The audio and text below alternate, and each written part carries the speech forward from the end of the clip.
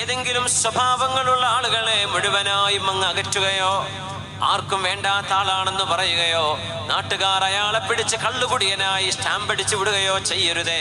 നന്നാവാനും തൗബ ചെയ്യാനും അവസരം കൊടുക്കണമെന്ന് മാത്രമല്ല, ആ മനുഷ്യനിലെ ഏതെങ്കിലും ഒരു നന്മയെ നിങ്ങൾ എടുത്തു പറയണം.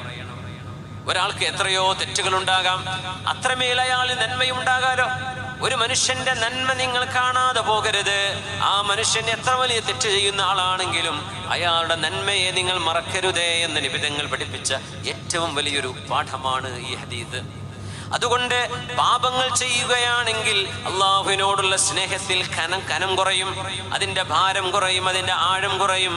എന്നാൽ അള്ളാഹുവിനോട് അനുസരണ കൂടുകയാണെങ്കിൽ, അള്ളാഹുവിനോടുള്ള ഇഷ്ടം കൂടുകയാണെങ്കിൽ, ആ കൂടുന്നത് മഹബ്ബത്താണ്. അള്ളാഹുവിൻ്റെ ഇബാദത്ത് കൂടുകയാണെങ്കിൽ മഹബ്ബത്ത് കൂടുമെന്ന് പുണ്യ റസൂലുള്ളാഹി സ്വല്ലല്ലാഹു